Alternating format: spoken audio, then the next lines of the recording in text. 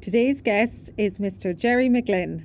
You'd be hard-pressed to find a person that will tell a story as good as Gerry can, so I was delighted to get to sit down over a cup of tea and have a great old chat about the old days. So now it's your turn to make a cuppa, sit down and listen to some of Gerry's great stories.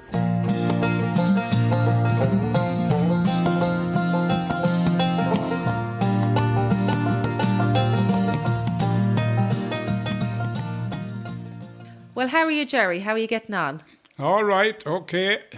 You're in good form. Great forum. We're glad to have you. That's good. So, Gerry, we're here in Kilty Creighton and we're going to take things right back to the early days, back in the days, they say. Tell us a little bit about, Gerry, where you were born and the early days growing up. I was born here in Ballynanultagh on the 23rd of the 12th, 45. And I went to school in Kilty Creighton. Mm-hmm. So what do you call it? That's where my grandmother and grandfather taught. But they weren't there at that time. Right. That was later. Benny Tiernan and Mrs. Mannion was there when I was going. And the school, Gerry, then, for people that don't know, what area would that be today? Who kind of lives in that area today? There was several families around the school. The school was built in 1898. Mm-hmm. And there was about 60 going to the school. There was two classes. My grandmother had one class on one side of the school and my grandfather the other. There was families like the Shannons and the Downses, the McElroys and the Toolans, and what do you call it, Cryans, and there was McDermott's and another Toolan family, and there was Carty's on the Ballynanultagh Road, Hannans, Tomanses, McGlynn's and McDermott's and O'Rourke's. Jeez, there was a good gang around then, Gerry. A big gang in those days. And people used to come out from Boyle as well, didn't they? People came out from Boyle, yeah. It was known as Brown's School. Mm. Yes. And that's where you went to primary school then, Gerry? I went to primary school. That's about as far as I went. Mm. I spent a lot of my time then behind ditches and wouldn't go. Mm. So, what do you call it? As I said, I met some of the scholars coming home. You were checking on them. Yes. So, Gerry, we're sitting now in your lovely house, and this was your grandparents' house. My Grandmaster Brown and Mrs. Brown that built this house. Mm. And they had two daughters. And one son. Mm-hmm. And one of the daughters my mother was the eldest of the family. And then there was a Mrs. Hardyman went to Dublin. She married a Gard out of Boyle. He was Gard Hardyman. They lived there beside the post office where Harrington lived. And I had my uncle then, he was a solicitor there, John Brown. And he was set up there where Harrington's, beside the post office. But he died at the age of 29. Oh, young man. A young man, yes. And he was a brilliant scholar. He took first in Ireland when he was going on for his degrees for the solicitor. So that's why he's dead since 1940. 1940. Yes. And Gerry, did you grow up in this house then? Oh, I did indeed. Yeah. I did. I grew up here, yes. There was 9 of us in it. 9 of you in it? Yes, 9 of us in it. And my mother reared 9 of us. 2 died more when they were young. That meant 11 altogether. And she reared my son as well, Dominic. So she was sending out kids to school for 53 years. Imagine. Yeah. And in those days going to school, you wouldn't have a bicycle, you went off walking and bring a bottle of cold milk with you and leave it beside the fire at the school. And you'd have that for your lunch along with some sort of a sandwich. And things was different. And we'd be all mad to wait for May Day that we'd be able to go to school in our feet. Them times we all went in our feet. So you wouldn't see the young crowd going on their feet to school now. No. Things has changed. So would you have shoes in the winter, Gerry? Oh, yes. And take them off then for the summer? If you could call them shoes. Yeah, some makeshift. And then you were barefoot in the summer. Barefoot in the summer and mad to get going in the summer and barefoot. We had no bikes nor nothing them times. And I remember here when there was no electricity. Electricity came round only in 1958. No running water in the houses. I don't know how the old people done it, but they seemed to get through it. Everyone had their little chores in the house, their little jobs and things like that. So that's the way life was in those days. And most houses in my days, there was only 2 slated houses on this road. The rest of the houses was all thatched houses. And all big families reared in them small houses. And what do you call it? Things were so different in those days. Harder times, Gerry, but in many ways happier times. Oh, happier times. The houses were happy homes. You see. Warm, that have the fire on first thing in the morning. Big open fire there, a big open fire with turf fire burning. And there'd be a lamp hung on the wall, an old oil lamp hung on the wall. And every winter then there'd be 2 or 3 pigs killed in the house. And 'twas the pig was the gent that paid the rent. No. So, and would you sell the meat, Gerry, or keep it all? Would you sell the meat or share it around? When you kill a pig, when the man had come, he'd bone the pig and things like that, and you give it round to the neighbours. No. And when they'd killed their pig, you'd get some of theirs. And that's the way it was in those days. People helped one another. And you had your own cabbage and potatoes, and everything was taken out of the land. And it was very bad land and tough land to work round here, all stones. So I tell you, people had to work hard in those days. But you made it work, Gerry. And made it work. And then, from once you got to 15 or 16, then people went off to England, America, all our crowd, America, Africa, went all over. The minute I was the only one that stayed behind to do some of the work. So that was the way it was in those days. And would you have had, Gerry, I suppose the whole street here probably was your playground? Oh, we'd be playing with there was no television, no wireless the time. We'd be way down at the river. There'd be a place called on the other road down across the fields here called Dudley Allen's. That was where the river, we'd meet there by the river. Maybe 100 of a Sunday be down there swimming and things like that. And there'd be tug-of-war down there. There'd be football going. They'd come out of the town out playing football with the Tinnicarras. And the tug-of-war was a great thing that time. Tinnicarra had a great tug-of-war team. A mighty tug-of-war team that won the Connacht final in 1939 and 40. No. And along with that, Ballynanultagh had a famous fife and drum band. And they used to play. There was a fellow, John Thomas McElroy, he was 6'4". He used to play the big drums. But all that's many, many moons ago. So, and could you, Gerry, see there are trains passing? Oh, yeah, the train just passed in front of our house. First train went out there in 1862. First train came to Boyle. And would you see, Gerry, people leaving then? I suppose you would have had for England and America. Oh, yes, there was mass immigration in the 1950s, we'll say. After the war, there was families that hit for England, and what you call it was all mass immigration, and they'd leave their house. Some people, older people, we'd say if they were 40 and left their houses, and in 12 months the old thatch house would be down when the fire would be taken out of it. They'd cave in, and a lot of them had no place to come back to. So that was very tough in those days. Very tough days.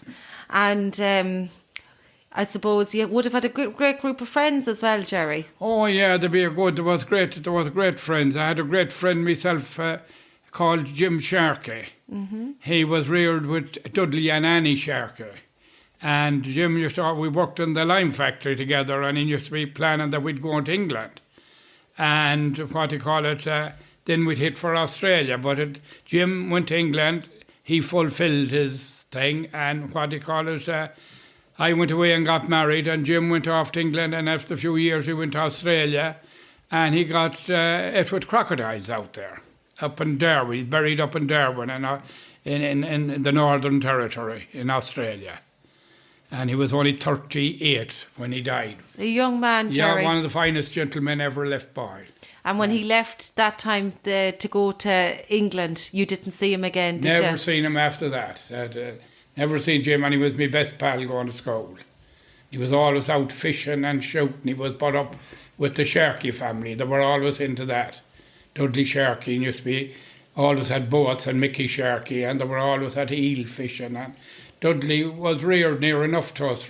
Dudley Sharkey was reared down at the Mile House here on the railway. Right. His father worked on the railway, and Dudley came up to me. Dudley and his sisters and brothers came up to Master Brown's school. Yes, long time ago. And Dudley then, Gerry, just to put it into context, would it be Mickey Sharkey's brother?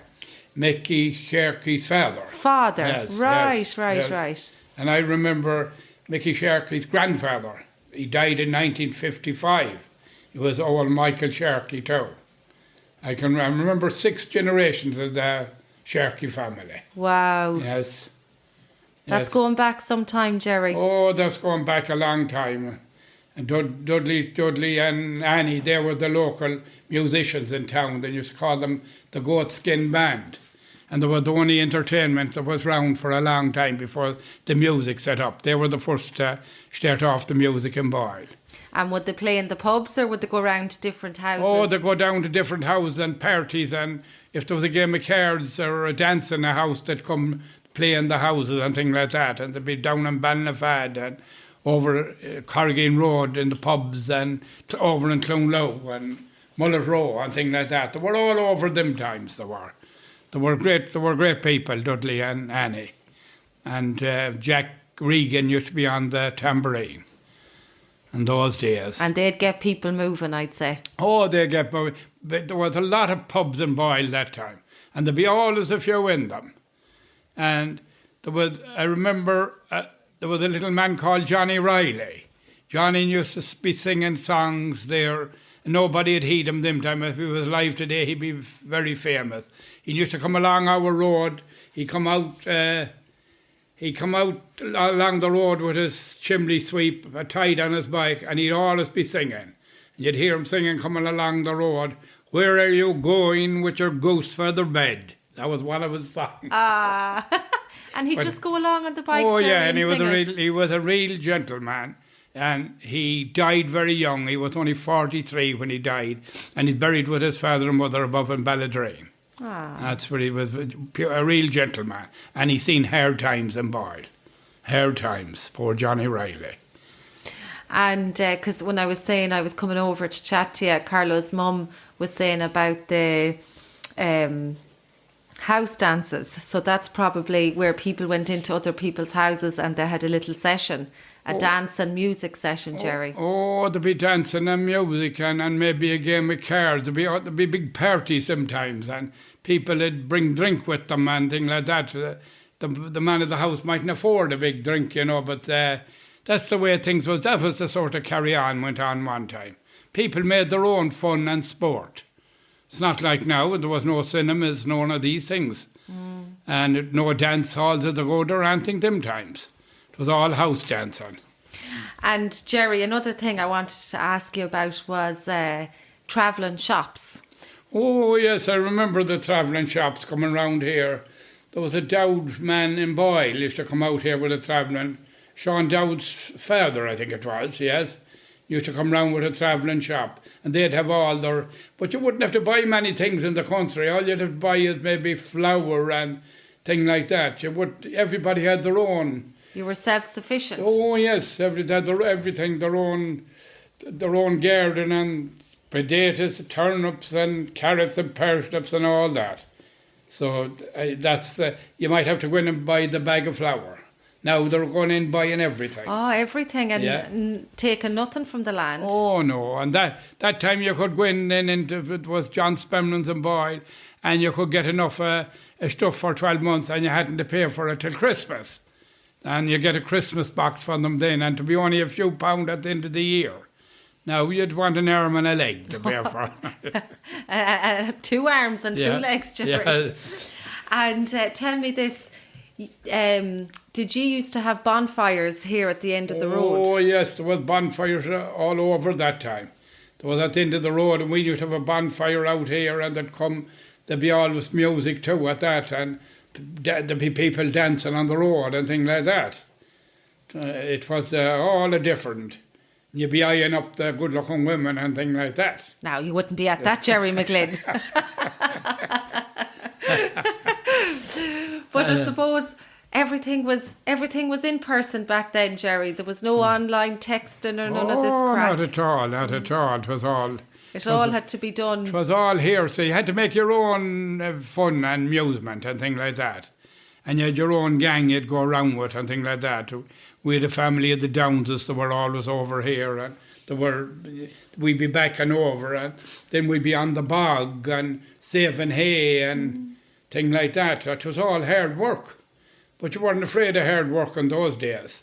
You'd be working from a young age, Gerry. Oh, from once you were 5 and 6 and 7, you'd have little jobs to do around the house. If you ask the young fellas now to do anything, they'd think you had 2 heads on you or something. They'd laugh. So, Gerry, there are some great stories from the older days. And as you said yourself there, many of your friends left and you stayed behind, but you did eventually go to England. Oh, when I got married, I went to 1965. And I stayed 12 months over there, and I came home again for 12 months, and I went back again. And I was back and over for years. Myself and my wife split up, and I brought the young fella home here, and my mother reared him. That was all. It's all history now. Yeah. And how old was Dominic when you brought him home, Gerry? About 4 months. 4 months. Yeah, about 4 months. And he was reared here in this house? He was reared here, and my mother sent him to school, and he went into college in Boyle, and he comes every year. He spent a month with me this year as well. So he comes and goes. He done well for himself. He's had out crane work, and he's all over the world, at different countries, out in Russia and America, Canada, and all over. Fair play to him. He lives in a place called Raynham in Kent. Ah, fair play and to him, he has Gerry. 2 sons, and one of them sons, I'm a great-grandfather now, so I'm not doing too bad. You're not. There's what, 4 generations of you? Well, I can nearly remember back 6 generations. 6 generations. Yeah, between my grandfather and all, like the Sharkies, I can remember back 6 generations. Yeah, so... So you have the kid, Dominic, then he has 2 kids. Dominic has 2 kids, and his son has a boy and a girl. The photographs is over there. Yeah. And which they started off with my grandfather. There was my grandfather above in Gara. He was married to a Burke woman. That was 1 generation. Then there was his son, that was the school teacher. That's the 2 generations. And then there was my mother, the 3rd generation. And then there was myself, 4th, Dominic 5th, and now Dominic 5th, and Dominic has 2 sons, that's 6th generation. And they have 2 sons as well, a son and daughter. So that's 7 generations. 7 generations. Yes. Fair play, Gerry. So, that's some memory. Yes. But things has changed shocking round here, like in the line of the land. The land is... No one working on the land round here now. It's all growing wild. It's like... One time you see a rabbit out in the meadows, you wouldn't see a giraffe in it now, with the way it's gone. It's all growing wild. And nobody working on the land, they're all getting handy money, and I can't blame them. I know. It's a shame in a way, though, Gerry, because we're held captive by what is going on in the big companies and things like that. Whereas I think if people were more self-sufficient, you'd have more control over what you were eating and the food supply and things like that. You see, what the food they're eating now isn't as good as what we used to have. We had good food, you see. And now they're eating out of chippers and all this carry on. Well, this is it. Like back in the day, you knew that when your mother was out getting the potatoes and taking them up from the land, you knew exactly what you were eating. You know what was sprayed on them. All of that kind of stuff. Yeah, people, I remember a house down the road there, McElroy's house, and you see the woman of the house, she'd boil a big pot of potatoes and throw them into a basket in the middle of the floor. And they'd do their own churning. And they'd have their own homemade butter. And there all a crowd of us that sit round the basket and be eating these potatoes. And they're what you call potatoes. They're not like what you get now. And the homemade butter, and there was buttermilk and things like that. And oh dear, things have changed forever. And what would be the treat then back then, Gerry? Oh, What you wouldn't have many desserts. No. You I wouldn't have suppose many. the butter would have been... Oh, butter was such as like cheese now or thing like that. It was great. All homemade stuff, you see. And would you have porridge in the morning? Oh, yes, porridge in the morning is right.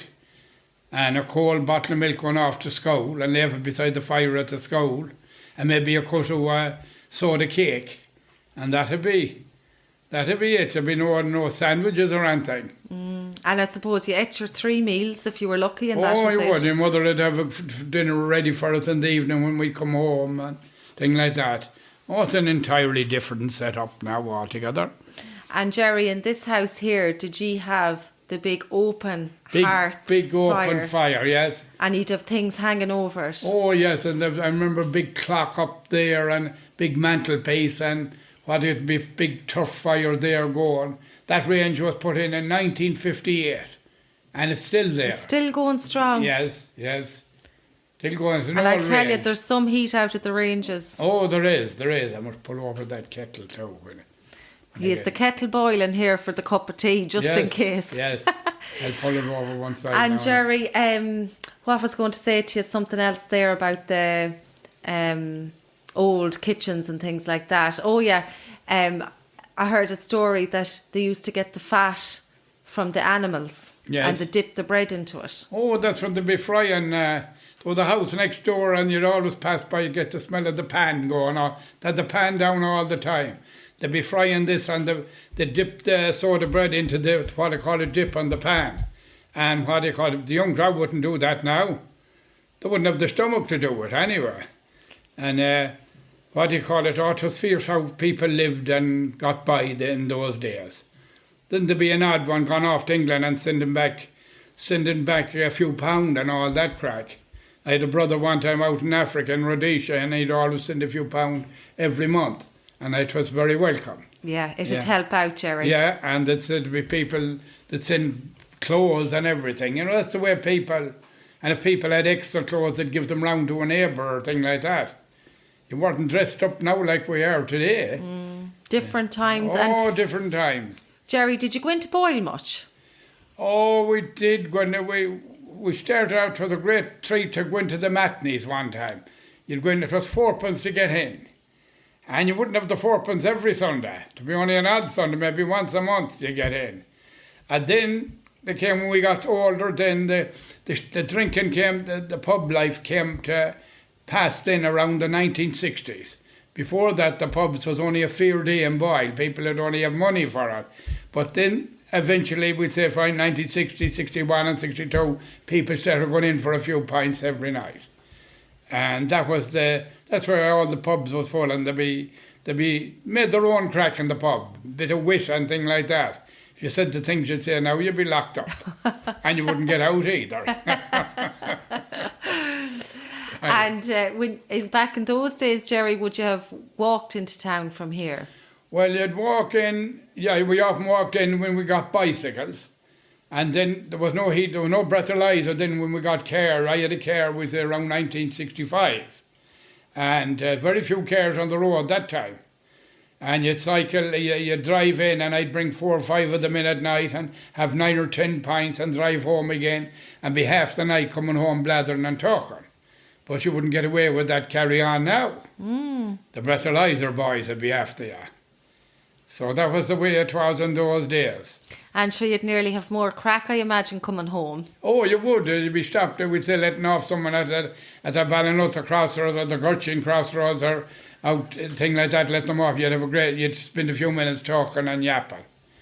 When drink was in, when my grandmother used to say, when drink is in, wit is out. So. She's right. Yeah. And Gerry, do you remember the old fair days?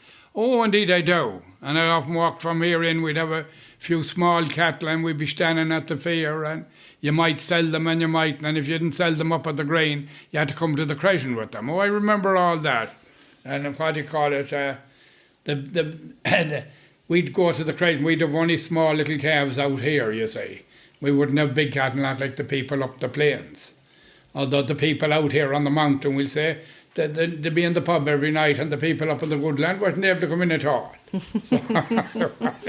There was something working for you then.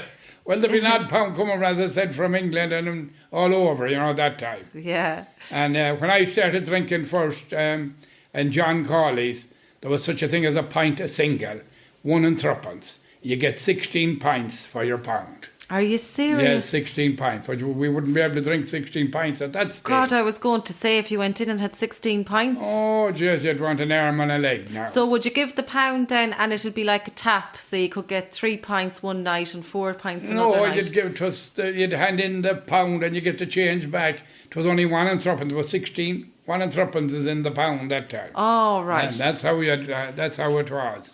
And the wages that time would only be about, we'd say, when I started off working with Pat Spamran, the what they call wages were about £5 a week. But that was an awful lot of money. You had plenty. You had no rent to pay at house, at home, or things like that. And you were literally fed at home and things like that. So that's why we were in the pubs every night for a few years. But that all stopped then. I was maybe 26, 27 years drinking altogether between England and here. And then I gave it up and I'm 33 years off the drink. You did, and fair play to you. Long and time, Gerry. I used to smoke a lot one time, and I gave up the cigarettes.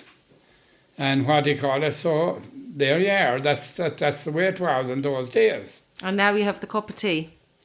You don't miss it, Gerry. You don't not miss at all. I don't, because I often go in there on the Crescent now and meet a fella there, Pádraig Muldoon, and we have a chat on the Crescent.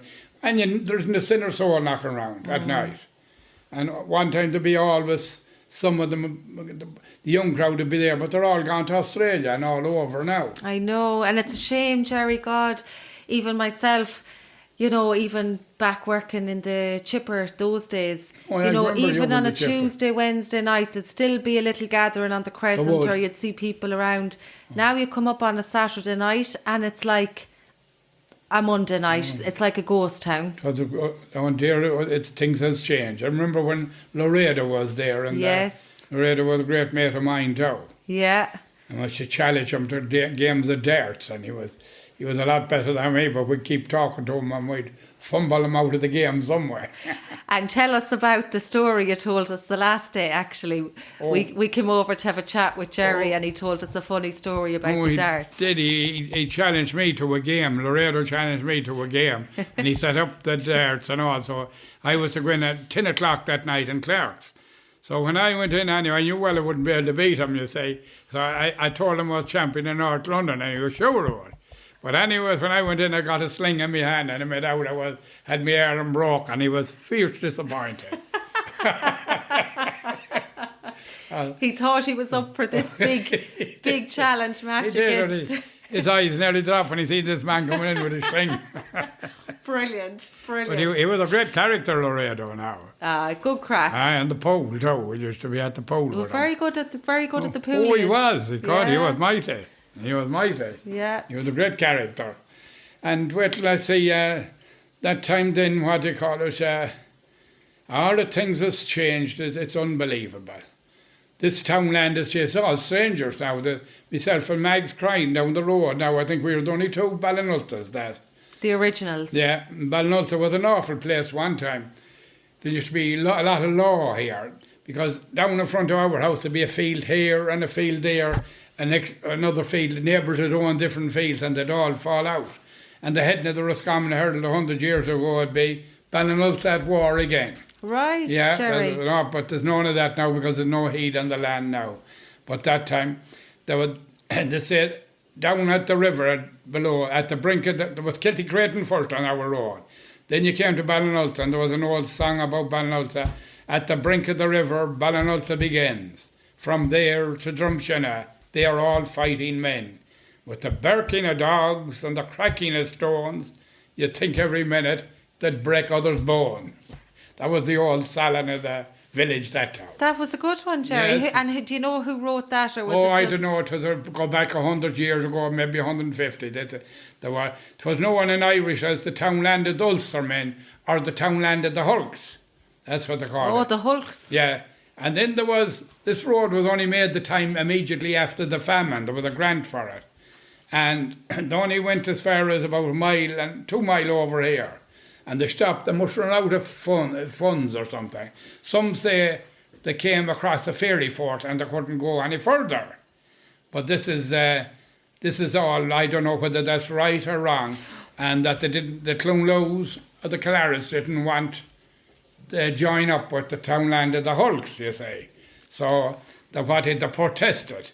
And some fella said that they came from Claret and Clonlow. This was at the protest. And the whole of Boyle could be heard in Timbuktu. So they didn't want the direct road from Ballynanultagh into Clonlow. Onto the Clonlow road. Right, okay. Yeah. The thing about the fairy fort, Gerry, that could have well been true because back then people were a lot more well, they were sort of suspicious and superstitious. They were superstitious. If you were visiting a neighbour's house now, a young fella, the hair would be standing on your head with the stories you'd be told about the fairies. You'd be afraid to go home. And that someone would have to leave you home. But I never encountered any of these fairies. And would you believe in that? I'd say there's something all right in the country areas. Because there's a lot of stories now, and I suppose some of the old stuff that you read, there's a fella called Eddie Lennon, he's like a famous Irish storyteller, Shanachie, and he'd talk a lot about the fairy forts and men that went out and got up on the fort and they didn't know where they were then. They kept going round in circles. Get into a stray, you say, what you call a stray, yes. And that's why I suppose the modern day, he's astray or she was led astray. That could be where that came from. Oh, yes, and what do you call it? A lone bush was another thing. People didn't go near, it's very dangerous to go near a lone bush. I never interfered with them, but I know men that did, and it didn't do them any good. But, because they said the lone bushes that there was people buried under them, kids buried under them, time of the famine, and things like that. And what do you call it? If a woman got pregnant in these days, they might have to hide the child or things like that. You know, it was all a different game them times. And some of them babies then could have been buried under the lone bush. That's where they were buried, under the lone bushes, yeah. Oh, I would give in to fairies and things like that. But I never encountered any of them now. Because a lot of the roads as well, the main roads have went through fairy forts and things like that. There's some stretch of road, Gerry, I don't know where it is, but there was a serious amount of accidents on it, and they reckoned because it went through the fairy fort. No, it could happen too. And there was a place where I said where we used to meet down at Dudley Allen's, down below at the river. Well, you were gone out of there at dark. You'd never stay around Allen's house at the river when it would be getting dark. There was always a sort of a presence there. And you always left before dark. And would your mother now, would she have passed on any stories like that? Mother wouldn't be that superstitious. We'd be more, because Mother never went out rambling much or like that. She was more or less in the house all the time, you know. But you'd hear all the stories in the old, how people were full of picture hooks, you say. They really believed that, whether it was right or wrong. But it kept them in line, Gerry. Oh, it kept them in line and kept them on their toes and things like that. And as Edmund Reagan used to say in Boyle one time, "So I'm told," he'd say. So he wouldn't be saying it himself, but he'd still be passing on the information. So I'm told, he'd say. Yeah. I think that part of history is fascinating, that part of Irish history, the whole fairy forts and them kind of things. I'd be fascinated about that now. Oh, there were, what do you call it, I remember one night coming out of Boyle and I was driving my car and I had a few pints taken, and someone told me the girls was at the Gurchin Crossroads pulling for the breathalyzer. So I took a turn up by where James Cox lives, up Willie Dyer's, you know, up there. I do. And I went up on another road and I knew it well, and I should have turned onto my own road, but I went up the mountain road. And for 3 hours I didn't know where I was. I thought it was beyond in Woolwich in London. I was sure, and next thing at 5 o'clock in the morning, I was over near the Garra Road, and I seen Paddy McCran going home, and like that. clicked back in. I knew where I was. But Now, I have to ask you, was it the pints? No, it wasn't the pints. I hadn't that many pints. No, because if it was the pints, I'd have been sobered up in them 3 hours. But I really didn't know where I was. Just distant, Gerry. Just didn't kind of felt like you couldn't get home, was it? I couldn't get home, you see. It was a sort of a stray I was on, you see. That did happen. I was on my own, you see. And that's the only encounter I had with, we'll say, the fairies or whatever they were, or strays or thing like that. But I never met the fairies. I got a pot of gold from them or anything. Oh, now, and I'm still waiting for that too. Gerry, it's a lovely quiet area out here, Ballynanultagh. Ballynanultagh is very quiet and peaceful now. Yeah, and there's lovely neighbours on the road. And it's a really quite nice road to live on. And you've great neighbours. I know the last time we were here, you were telling us about people help each other out. Oh, they help each other out, and what do you call it? The time of the COVID was on, I used to be out sitting in the lawn in front of the house. And what do you call it? You could talk to people going up and down. And you couldn't go to town that time or thing like that. You were sort of locked up, you know. And what do you call it? No, this road it's a mighty road. There's a lot to be said, Gerry, when a neighbour can drop you in a loaf of bread or a litre of milk. Oh, yeah, if you have your neighbour, you have nobody. Yeah. Yeah, it's great. It's great. It's unbelievable now. And just while we're on the topic of the house, if you don't mind me saying, your garden, we might take a picture of it before we leave. Of course. It's very quirky. You have a few quirky bits in it. Oh, yes, there's little bits from all over. At the time I worked in the dump, you know, I collected a lot. I have a lot of stuff in the garage out there. You know, I got that even cup in the garage. Yes. So tell us about the cup. I'm going to take a picture of this as well. Tell us about the cup. That was Frank McDermott presented that cup. He was from Coolivin. There were the McDermotts that was on the island. Oh, and right. He was a TD here in 1931-32. And he went off to France again. He was a TD and a senator. But he presented that cup to the Rockadoon Rowing Club. Right, for a competition, Gerry. Yeah, and it was thrown out in the dump, out of Lyons' public house in what they call it, in Corrigan Row. It was left there, and I told Tom Lyons about it. I just threw out a lovely cup. And he said, if you bulldozed it down the dump, none of us would have it, so you mind it, he said. And 1932. 1932. And it looks as good as new. Oh, this pure silver, that. That's worth a few pounds, that now. Jeez. Yeah. So it says on it, Lockheed Regatta McDermott Challenge Cup presented by Frank McDermott, TD 1932. Yeah. He was the McDermott of the island, you know, out in Lockheed. A lot of history of that cup. And they dumped it. He didn't know, he dumped all. He didn't know until, see, silver will turn sort of blackish, you know, if it's left alone. So I just came across it in the dump. And I told Tom Lyons, Tom says, if you bulldoze down the dump, none of us have it. So he says, you keep it, he says. Good stuff, Gerry. But I might get it back I have an eye that I might get it back to the Rockadoon. It really belongs to the Rockadoon. Because it was the Rockadoon Rowing Club. But they're all dead and gone. But I know one family that's the descendants are there, and before I conk out, I think I'll pass it on. Because I think the Rockadoon, the rowing club, is still active out there, isn't it? They're a bit active, but not as good as it was. You see, back in the 30s and 40s, they were great. They used to go all over.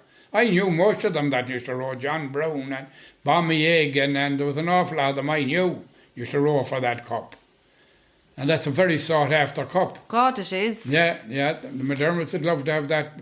I brought it up to Coolivin one day to show it to Madam McDermott. She was alive at the time. Coolivin is on the Monasterraden, outside Monasterraden, between Monasterraden and Ballydrain. So I went into the lovely house. I went in and showed it to her.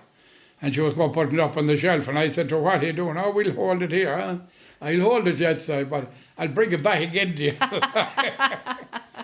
You'll hold on to it. She was a lovely old lady, I say. Putting it up on the shelf. Aye, she was going to keep it. She thought I brought it up to her. I have it now, what they call 25 years. Oh, hold on to it. No, I'll hold on to it for a while, but I'd like to get it back to the Rockadoon again. You know, there's a young man that I know that, what they call it, there's a young Egan fella there I have a notion of giving it. He's married to a girl from Dermond there, one of the Connellys. Oh, right. Yes, I have a notion now. They bought a house out the Gurchin Road there.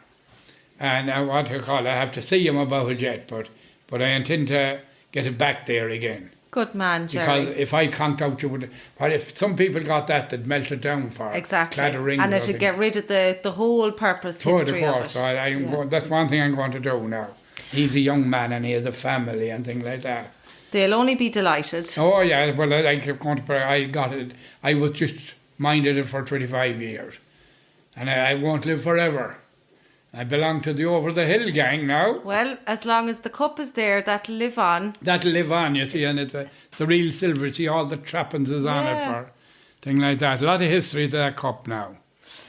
And one other thing I want to ask you, Gerry, about your garden. The sign outside. Oh, Gerry McGlynn or 10 men. Oh, what do you call it? Tell us the history of the sign. It was, what do you call it? It was young... To Daniel Geelan and Ed Maguire done that one day I was away. The one time I worked on the ESB and the ganger used to say, send out Gerry McGlynn or 10 men. So is that where it came from then? Yeah. So when I came back, they had that up. So technically, Gerry McGlynn could do the work of 10 men. Oh yes, in those days. Not now. I do tell people now that I'm going to change it down to 9 men. I'm not as good as I was. A little reduction. Yeah. And then I have the signs for Lockyer and Lockheed. You do. And they're very sought after signs too because the Irish is on them, you know.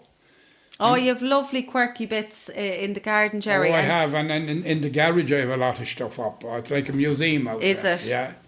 Yeah. And you were mentioning the dump there, so I just want to say that I just want to touch on that as well because that was a big part of your story as well. Oh, so wow, yeah. when you came home from London, Gerry, let's say you went in 1990. 1990. You came home, and you worked in the dump for 8 years. For 8 years. So tell us about that. Oh, it was the best job ever I had in my life. I never stayed too long on any job. I moved around with a lot of them. Worked in Camden, Stewards, and in the lime factory in Boyle, and the Spermans and different builders here and there, and Gilbride from Sligo. I only stay about a year on a job and get fed up and I'd move on. But I got into the dump then, and I spent the best 8 years of my life in it. I'd have everyone arguing to the time of the divorce was coming on. And people didn't want to know about the divorce, and I was all at all on for the divorce. And you'd have great I'd chats. have fair fun rise on this for that. It was a great place for meeting people, you know. And in relation to here then, was it out this road here? No, it was on the other road. On the other road? Just only up about, before you turn over here, above Martin Downs. It's just in at the back. The dump was there. Up at Martin Downs' new house. At the back of Martin Downs' new house. Yes. Yeah, that's what the dump was that time. Yeah. So big operation, Gerry. It was 8 years I was there, and I enjoyed every day I was in it. And then I'm retired now since when 54, I think I retired at. I didn't stop working. I had enough money made at that stage. You could put the feet up. I said I'd retire. And Gerry, you have plenty of friends from Boyle. Oh, I have a lot of friends. I do have a lot of the young crowd coming out here. Yeah. Like Richard the Lionheart, you know Richard Connolly. Oh, I do. And Dan Galen. Yeah. And Wayne Suffin and all them fellas I used to have coming out here. Still come out. And what do you call it? I used to have the boat down at the river and we go fishing and everything. I don't do it now. But what do you call it? I used to go out them times and we'd be down in Cache Mountain up after rabbits and shooting. And we were all over the place that time. Dan was a mighty man altogether. He's in the garage business himself now. He is. Yeah, he's very good now. He's a great mechanic, you see, and can do anything. I do make out to him to me that trained him, and he just give out to me. And no, I do have a lot of them young gang coming and going, but I Dominic home there for a month, and he was great. He done an awful lot tidying in the house. And I do go in at night now, I might go up to Dan for an hour in the garage, or maybe go up to the Creighton for a night or thing like that, you know. It's good to have company, Gerry, and get out of the house. To get out? Oh, you want to get out of the house? Yeah. Oh, you do. You do. Oh, definitely. Yeah. So we've touched on a lot, Gerry. Great stories from the older days. and then the later years, obviously, in the dump and the history of the cup and everything. Oh, yes. Is there anything you'd like to talk about? But nearly I'll run out of chat altogether with... You've all said. What do you call it? It's like the townlands here now. Everything has gone so quiet. People don't mix. And what do you call it? There was an old fella down there at the river, Ballynanultagh stairs at the river. I met him at the river, and you could hear the sounding of the river. And he said to me, we met by the sounding of waters. All the townlands around us were bare. The echo, the pearls of laughter. You'd think all the dead is still there. And that's what he said, and that counts for a lot. People won't mix nor nothing now. So you have to go out and mix and things like that. And meet people. Very important. Yeah, it's a shame too, Gerry. Yeah. It's an effort, you know, you have to get out and meet people. There's a lot of old people in the country now since this COVID came in that really ruined it. You know, the art of conversation is nearly gone. You see the young crowd now, I do call some of them woodpeckers, going around with these phones. But that's their style now, and they've grown into that, and that's the way they'll be. It's like me, I never went to school much, you know. I was the only one of the family. All the family they were great scholars, you know. And I didn't go to school. I never even done the primary. And when I went into boys' school then, and sure, I'd mitch half the time. And myself and Jim Cherokee and poor old Noel Conroy. And Noel was my mate when I was young too. And Jim Cherokee. And they're gone. So what do you call it? You know, but you still have to keep going. Yeah. You still have to keep going. And Noel was a fine character. Noel was great. Yeah. Noel was a great character, and Jim Cherokee. I'll never forget them fellas. They were your two best friends. Oh, yeah, Gerry. they were my two best friends going to school. I have Jim's there for his photograph there. I got it from Joan, Mickey's wife.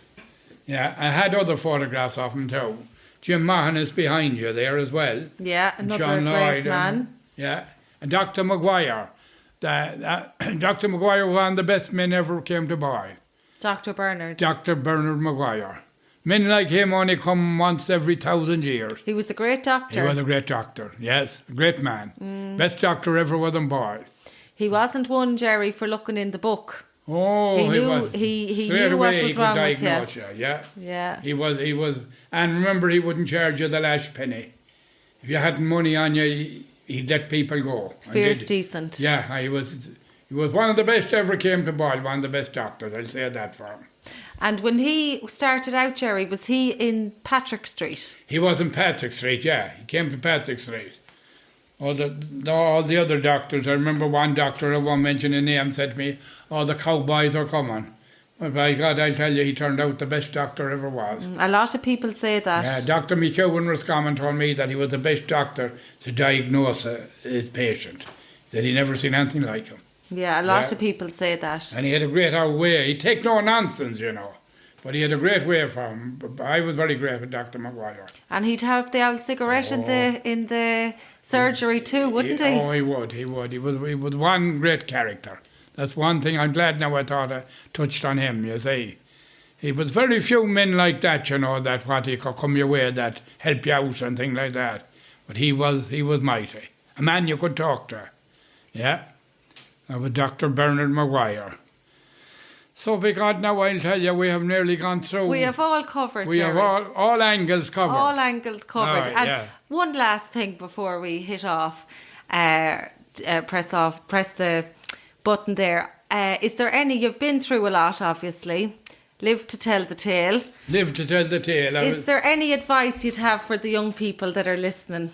Young people of today? Well, I think myself that it's pointless talking to the young crowd to tell them they have to learn it the hard way. And they think, you see, that we were gums when we were growing, but they'll go through the same thing, maybe in a different light, you know. But no, the young crowd are great in ways, you know. It's us old boys that we're outdated. I suppose you have to make your own mistakes. You have to make your own mistake. And I know it's saying, a man that never made a mistake made nothing. No. So that is one thing about it. And what do you call it? And on the last note there's an old saying, it's what was it? It's not the going out of port, but the coming back in that determines the success of the voyage.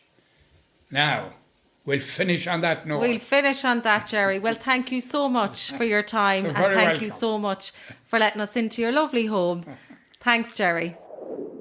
And that's a wrap for today.